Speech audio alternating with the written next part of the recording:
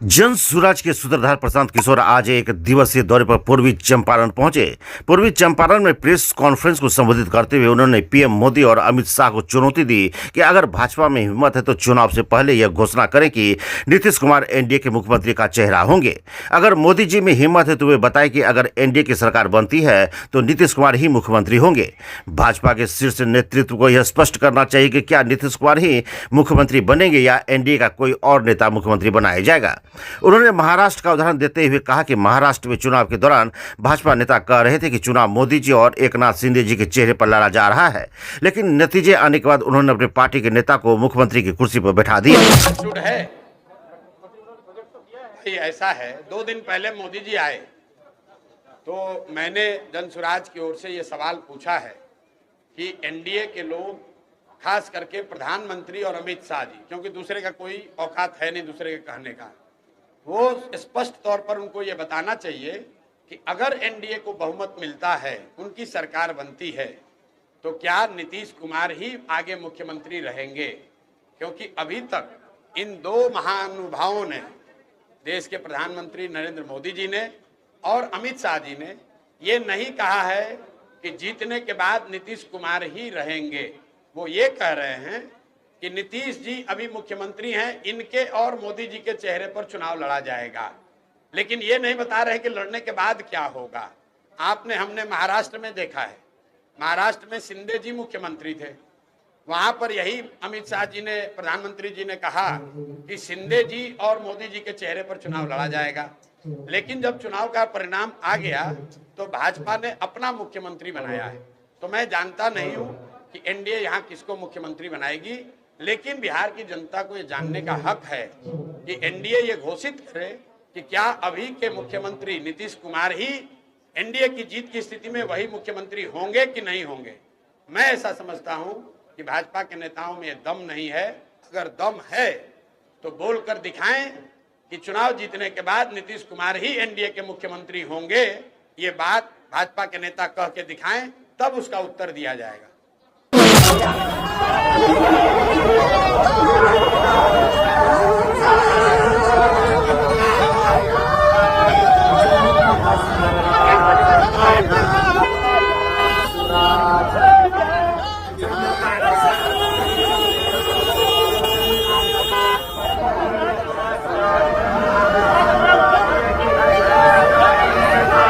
इसके साथ ही प्रशांत किशोर ने एक बार फिर मुख्यमंत्री नीतीश कुमार की मानसिक स्थिति पर सवाल उठाते हुए कहा कि जिस नीतीश कुमार को प्रधानमंत्री मोदी का नाम तक याद नहीं है, उन्हें भाजपा ने बिहार की 13 करोड़ जनता पर थोप रखा है। नीतीश कुमार की मानसिक और शारीरिक स्थिति ऐसी नहीं है कि वे सरकार चला सके। बिहार की जनता के लिए यह बहुत गंभीर मुद्दा है कि उनके मुख्यमंत्री को अपने मंत्रिमंडल के सदस्यों के नाम और विभाग तक याद नहीं है। इतना ही नहीं, कभी वे किसी अधिकारी के सिर पर गमला रख देते हैं तो कभी राष्ट्रगान के बीच में ही थाली बजाने लगते हैं। इसलिए जन स्वराज और प्रशांत किशोर पिछले कई महीनों से कह रहे हैं कि नीतीश कुमार सरकार का नेतृत्व करने के लिए स्वस्थ नहीं है। एक तरफ सिपाही बनना है तो फिटनेस टेस्ट होता है, और दूसरी तरफ राज्य के मुख्यमंत्री की मानसिक और शारीरिक स्थिति क्या है, इस पर सरकार की ओर से कोई जवाब नहीं मिलता है। इसके साथ ही उन्होंने बिहार में बिगड़ती कानून व्यवस्था पर कहा कि बिहार में हर दिन हत्याएं हो रही है, लेकिन क्या मुख्यमंत्री ने इसके लिए कोई बैठक की और राज्य में कानून व्यवस्था की समीक्षा की? भाई बेतिया राज सुनिए, बेतिया राज की जमीन का जो अधिग्रहण का मामला है, मैंने आपको बताया कि अभी जो सरकार है इसको चलाने वाला कोई मुखिया नहीं है। नीतीश कुमार शारीरिक और मानसिक तौर पे बिल्कुल सक्षम नहीं है मुख्यमंत्री पद पर बने रहने के लिए। ये बात हम लोग पिछले 3-4 महीने से कह रहे हैं। कई बार मैंने कहा भाई मेडिकल जांच कराकर बुलेटिन जारी करना चाहिए। चलो वो नहीं मानोगे तो अपने मंत्री परिषद के सदस्यों का नाम बता दो तो भी हम लोग जान जाए कि आप स्वस्थ हैं। आपने कल देखा कि मंत्री परिषद का साथियों का नाम तो छोड़िए, नीतीश कुमार देश के प्रधानमंत्री जो स्टेज पर बैठे थे उन्हीं का नाम भूल गए। आप जरा समझिए, हंसने की बात नहीं है। बिहार के सामान्य परिवार के लड़के अगर वो सिपाही बनना चाहते हैं, शिक्षक बनना चाहते हैं, तो उनका फिजिकल फिटनेस टेस्ट होता है, मेडिकल कराया जाता है। अगर आप फिजिकली मेंटली फिट नहीं हैं तो आप सिपाही मास्टर नहीं बन सकते हैं।